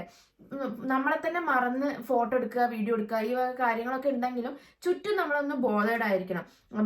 നമ്മുടെ ബാഗ്, എസെൻഷ്യൽസും കാര്യങ്ങളൊക്കെ നമ്മുടെ കയ്യിൽ തന്നെ ഇല്ലേ, ചുറ്റുമുള്ള ആൾക്കാരൊക്കെ എങ്ങനെയാണ് ബിഹേവ് ചെയ്യുന്നത് എന്നുള്ള ഒരു ശ്രദ്ധ കൊടുത്തു കഴിഞ്ഞാൽ അത് ഉപകാരപ്പെടും. കാരണം ഞങ്ങൾക്ക് ഇതുവരെ അങ്ങനെ ദൈവം സഹായിച്ച് ഒരു കുഴപ്പവും പിക് പോക്കറ്റിംഗ് അങ്ങനത്തെ ഒന്നും ഉണ്ടായിട്ടില്ല. എല്ലാവരും ഇത്രയും യാത്രകൾ 10 രാജ്യങ്ങളൊക്കെ പോയ ആൾക്കാർ ഒരു തവണയെങ്കിലും പറയണതാണ് ഞങ്ങളുടെ അത് മിസ്സായി പോയി, ഞങ്ങൾ ഇത് മിസ്സായി പോയി എന്നൊക്കെ. അപ്പൊ ഞങ്ങൾക്ക് അത് ഇതുവരെ പറ്റിയിട്ടില്ല. അതിന്റെ കാരണം ഞങ്ങൾ അത്യാവശ്യം നല്ലപോലെ രണ്ടുപേരും ശ്രദ്ധിക്കാറുണ്ട്. ബേസിക് ഡോക്യുമെന്റ്സും ഇമ്പോർട്ടന്റ് ആയിട്ടുള്ള കാര്യങ്ങളും ഫോണും പേഴ്സണൽ ബിലോങ്ങിങ്സും ഒക്കെ ഞങ്ങളൊരു ബാഗിൽ സെപ്പറേറ്റ് ആയിട്ട് സൂക്ഷിച്ച് കൈ പിടിക്കുകയാണ് ചെയ്യുക. സോ നമ്മൾ ഫോട്ടോ വീഡിയോസ് ഒക്കെ എടുക്കുന്ന കൂട്ടത്തിലുള്ള ആൾക്കാരാണ്. ഞങ്ങൾ ഭയങ്കരമായി ഫോട്ടോസും വീഡിയോസും എടുക്കുന്ന ആൾക്കാർ തന്നെയാണ് ട്രിപ്പ് പോകുമ്പോൾ. പക്ഷെ എന്നാലും ബേസിക് ആയിട്ടുള്ള ചുറ്റും നമ്മുടെ എൻവയോൺമെന്റിനെ കുറിച്ച് വ്യക്തമായിട്ടൊരു ബോധം ഞങ്ങൾ വെക്കാറുണ്ട്. നമ്മൾ നമ്മുടെ സ്ഥലത്തല്ല, വേറെ നാട്ടിലാണെന്നും എന്താണ് ചുറ്റും നടക്കുന്നതെന്നുള്ള ഒരു ബോധം കീപ്പ് ചെയ്യുന്നത് ഭയങ്കര നല്ലതായിരിക്കും. ആൻഡ് ആൾസോ ട്രാവൽ ഡോക്യുമെന്റ്സിന്റെ ഇമ്പോർട്ടന്റ് ആയിട്ട് പാസ്പോർട്ട്, നിങ്ങളുടെ നാട്ടിൽ നിന്നുള്ള ആധാർ കാർഡ്, അല്ലെങ്കിൽ നിങ്ങളുടെ ഫ്ലൈറ്റ് ഡീറ്റെയിൽസ്, ഇതൊക്കെ നിങ്ങളൊരു ഹാർഡ് കോപ്പി എടുത്തു വെക്കുക. ആൻഡ് ഫോട്ടോസ്റ്റാറ്റ്, അങ്ങനെ തന്നെ ഒരു ഫയൽ, ഒരു പേപ്പർ, കാര്യങ്ങൾ സൂക്ഷിച്ചു വെക്കുന്നത് നല്ലതായിരിക്കും. And also emergency contacts. ഇപ്പോൾ നിങ്ങളുടെ നാട്ടിലുള്ള ആൾക്കാരുടെ ഒരു എമർജൻസി കോൺടാക്ട് നമ്പർ കീപ്പ് ചെയ്യുക. ഇപ്പൊ നിങ്ങളുടെ കൂടെ ട്രാവൽ ചെയ്യുന്ന ആളുടെ ഫോൺ നമ്പർ നിങ്ങൾക്ക് കാണാപ്പാടം അറിയില്ലെങ്കിൽ അവരുടെ ഫോൺ നമ്പറും നിങ്ങൾ എഴുതി ഒരു ബാഗിൽ എവിടെയെങ്കിലും സൂക്ഷിച്ചു വെക്കുക. സോ ഇങ്ങനത്തെ കാര്യങ്ങളൊക്കെ നിങ്ങൾ, ഇതൊക്കെ സിമ്പിൾ ആയിട്ടുള്ള കാര്യങ്ങളായി തോന്നും, until something happen to you. So അങ്ങനത്തെ നമ്മൾ ഒക്കെ ശ്രദ്ധിച്ച് ഇതൊക്കെ ഈ വക കാര്യങ്ങൾ ചെയ്തു വെക്കുകയാണെങ്കിൽ നിങ്ങൾക്ക് അത് ആവശ്യം വരുന്ന ഒരു ഘട്ടം ഏതെങ്കിലും ഇൻ കേസ് ഉണ്ടായാൽ അത് ഉപകാരപ്പെടും. ഓക്കെ, അപ്പോൾ സെക്കൻഡ് ലാസ്റ്റ് എന്ന് പറയുന്നത് ഐഡന്റിഫൈങ് ദ എൻവിറോൺമെന്റൽ ചലഞ്ചസ് എന്നാണ്. ഇത് ഞങ്ങൾ പഠിച്ചത് ഞങ്ങൾ ഐസ്ലൻഡിൽ പോയപ്പോഴാണ്. വേറെ സ്ഥലങ്ങളിൽ പോയപ്പോഴും ഉണ്ടായിരുന്നു. പക്ഷെ എന്നാലും ഞങ്ങളിപ്പോൾ സ്കോട്ട്ലാൻഡിലായതുകൊണ്ട് തന്നെ ഞങ്ങൾക്ക് അത്യാവശ്യം തണുപ്പിന്റെയും കാര്യങ്ങളൊക്കെ അറിയാം. എന്തൊക്കെ തരം ക്ലോത്തിങ്ങും കാര്യങ്ങളും എടുക്കണം, എന്തൊക്കെയായിരിക്കും അവിടെ പോകുമ്പോഴുള്ള ചലഞ്ചസ്, മാസ്ക് എടുക്കണം, അങ്ങനെയൊക്കെ നമ്മൾ ചിന്തിച്ചിരുന്നു. പക്ഷെ Iceland was something really different. നല്ലപോലെ ചലഞ്ചസ് ഉണ്ടാവും എന്ന് നമുക്ക് അറിയുന്ന ഒരു കൺട്രി തന്നെയായിരുന്നു ഐസ്ലൻഡ്. അപ്പൊ അങ്ങോട്ട് പോകുമ്പോൾ എന്തൊക്കെ എടുക്കണം, അപ്പൊ ഇത് ഏത് രാജ്യമാണെങ്കിലും നമ്മൾ അനലൈസ് ചെയ്യാം. ഇപ്പോൾ തായ്ലൻഡ് ആണെങ്കിൽ അങ്ങനെ സൺസ്ക്രീൻ എടുക്കണോ, അങ്ങനത്തെ കാര്യങ്ങളൊക്കെ നമ്മൾ അനലൈസ് ചെയ്യാം. എന്നിട്ട് അതിനനുസരിച്ചുള്ള ഒരു പാക്കിംഗ് ആണ് നിങ്ങൾ ചെയ്യേണ്ടത്. അതേപോലെ തന്നെയുള്ള ഒരു ഇമ്പോർട്ടന്റ് കാര്യമാണ് അവിടുത്തെ സൺലൈറ്റ്, സൺറൈസ് എപ്പോഴാണ്, ഏത് സമയത്താണ് അവിടുത്തെ പകൽ വരുന്നത്, എത്ര ഡ്യൂറേഷൻ ഓഫ് പകലുണ്ട്, അവിടുത്തെ ടെമ്പറേച്ചർ എത്രയാണ്, ഇങ്ങനത്തെ കാര്യങ്ങളെ കുറിച്ച് നിങ്ങൾ അറിയാതെ ഒരിക്കലും ട്രാവൽ ചെയ്യരുത്. ഇതിന്റെ ഒരു എക്സാമ്പിൾ ആയിട്ട് ഞാൻ പറയണത് എന്താ വെച്ചാൽ, ഞങ്ങൾ പറഞ്ഞിരുന്നു സ്വന്തമായിട്ട് ഞങ്ങൾ ആദ്യമായിട്ട് പോയ ഒരു ട്രിപ്പ്, അത് ഇന്റർനാഷണൽ ആയിരുന്നില്ല, ആൻഡമാൻ ആയിരുന്നു. ഞങ്ങളുടെ ഹണിമൂണിന് പോയതായിരുന്നു. അപ്പൊ ആൻഡമാൻ എന്ന് പറയുമ്പോൾ നമ്മുടെ ഇന്ത്യയുടെ ഒരു ഭാഗമാണ് ആൻഡമാൻ. ഫ്ലൈറ്റിൽ ഒരു 2 hours ജേർണി ഉണ്ട്. ബട്ട് എന്നാലും അത് ഇന്ത്യയുടെ ഒരു ഭാഗമാണ്. ബട്ട് അവിടെ പോയി, ഞങ്ങൾ പോയത് ഒരു ഒക്ടോബറിലാണ്. അവിടെ പോയപ്പോഴാണ് ഞങ്ങൾക്ക് മനസ്സിലാവുന്നത് ടൈം ഡിഫറൻസ് അവിടെ ഉണ്ടെന്ന്. ഡിഫറെന്റ് ആണ്.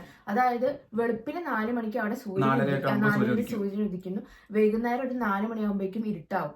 ഇത് ഞങ്ങൾ അറിയാതെ, ഇങ്ങനത്തെ ഒരു സംഭവം അറിയാതെയാണ് ഞങ്ങൾ ആദ്യത്തെ ദിവസം ഞെട്ടിയിരുന്നു. ഇതെന്താ ഇവിടെ ഇങ്ങനെ, ഇന്ത്യ തന്നെയല്ലേ, പിന്നെ എന്താണ് ഇങ്ങനെ എന്നാണ് ഞങ്ങൾ ആദ്യം വിചാരിച്ചത്. സോ നമുക്കറിയില്ല നമ്മൾ പോകുന്ന രാജ്യത്തിലെ ടെമ്പറേച്ചർ എങ്ങനെയാണ്, ടെമ്പറേച്ചർ ലോ ആണോ ഹൈ ആണോ.